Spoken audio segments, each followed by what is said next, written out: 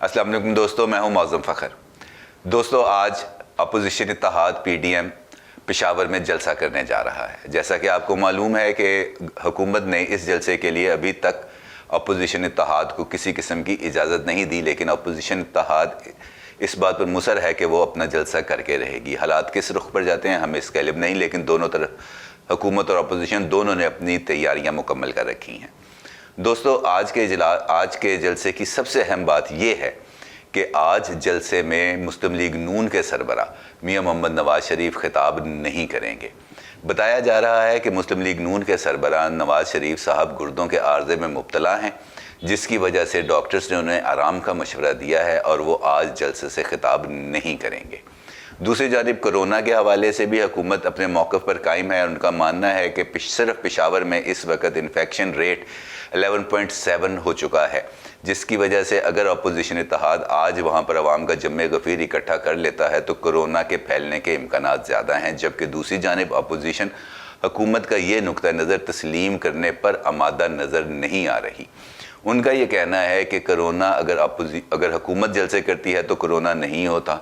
लाहौर में खादिम हुसैन रिजवी साहब का जनाजा होता है तो उसमें लाखों अफराद शिरकत करते हैं तो कोरोना नहीं होता। हम अगर जलसा करते हैं तो कोरोना हो जाता है।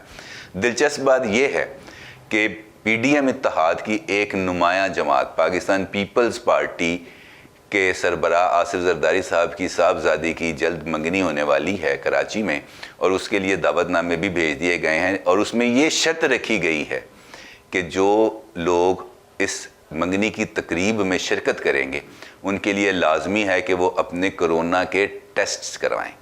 दोस्तों, ये बड़ा दिलचस्प मामला है कि उनके मेहमान चूँकि अशराफिया से ताल्लुक़ रखते हैं, लिहाजा उन्हें कोरोना नहीं होना चाहिए, लेकिन जलसे के अंदर चूँकि मेरे और आप जैसे आम लोगों ने शिरकत करनी है तो लिहाजा कोई SOP नहीं, कोई मास्क नहीं, कोई कोरोना टेस्ट नहीं, कोई कुछ नहीं। खैर, ये आपका और उनका मामला है, हम तो सिर्फ आपको सूरत हाल से आगाह कर सकते हैं।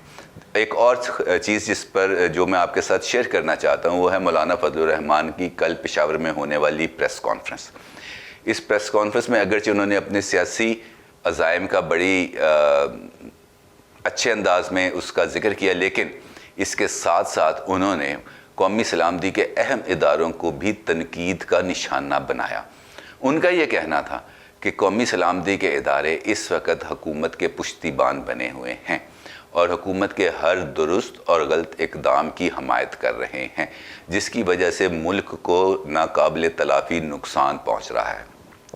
उनका ये मानना है कि अगर इदारों ने इसी तरीके से हुकूमत की सरपरस्ती जारी रखी तो हालात बिगड़ सकते हैं। उनका ये कहना था और बड़े दो टोक अंदाज में उन्होंने ये अपना मौक़िफ़ पेश किया कि हुकूमती नाअहली की वजह से मुल्की सलामती ख़तरे में जा सकती है, और अगर इदारों ने उनकी सरपरस्ती इसी तरीके से जारी रखी तो कौमी सलामती को होने वाले नुकसान में इदारे भी बराबर के शरीक होंगे। हुजूर, आप अपने सियासी मकासद के लिए किसी भी हद तक जा सकते हैं, हमें मालूम है। आप जलसे करें, यह आपका जमहूरी हक़ है। आप हुकूमत पर तनकीद करें, आपका जमहूरी हक़ है। आप इक़्तिदार के लिए जद्दोजहद करें, आपका जमहूरी हक़ है। लेकिन कौमी सलामती के इदारे सिर्फ़ आपके लिए ही नहीं हैं, ये मेरे और आप और आम आवाम के लिए भी हैं। लिहाजा कौमी सलामती के इदारों को इस तरीके से मिलाइन करना, उनको तनकीद का निशाना बनाना, मेरा ख़्याल है कि किसी भी सियासी जमात के सरबराह के लिए मुनासिब नहीं है। क्योंकि आखिरकार अगर आप भी इक़्तिदार में आ जाते हैं तो इदारे तो वही रहेंगे, इदारे तो बदल नहीं सकते। उन्होंने आपका भी उसी तरीके से साथ देना है। लेकिन अमल जो ज़रूरी है वो ये है कि हमें अपने लबो लहजे के अंदर उस सतह पर, उस लेवल पर जाने से एहतराज़ करना चाहिए जहाँ पर हम अच्छे और बुरे की तमीज़ भूल जाएं। दोस्तों, सियासत करना सबका हक़ है, इसमें कोई दो राय नहीं। जमहूरियत सबके लिए है, मेरे लिए भी है और आपके लिए भी है।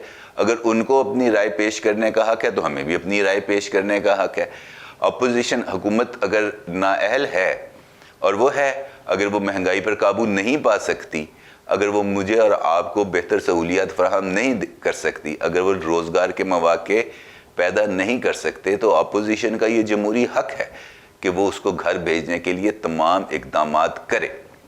اس کے اندر کوئی دو رائے نہیں ہے، لیکن قومی سلامتی کے اداروں کو تنقید کا نشانہ بنانا اور عوام کی نظر میں ان کو متنازع بنانا کسی بھی طرح سے جائز نہیں۔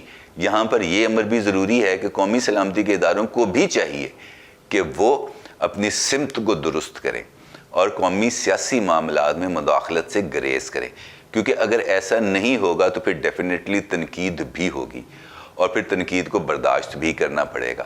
دونوں طرف سے توازن کا راستہ اختیار کرنا بہت ضروری ہے، کیونکہ اگر ہم توازن کے راستے سے ہٹ جائیں گے تو پھر تصادم ہوگا، اور تصادم کسی بھی طرح ملک کے مفاد میں نہیں۔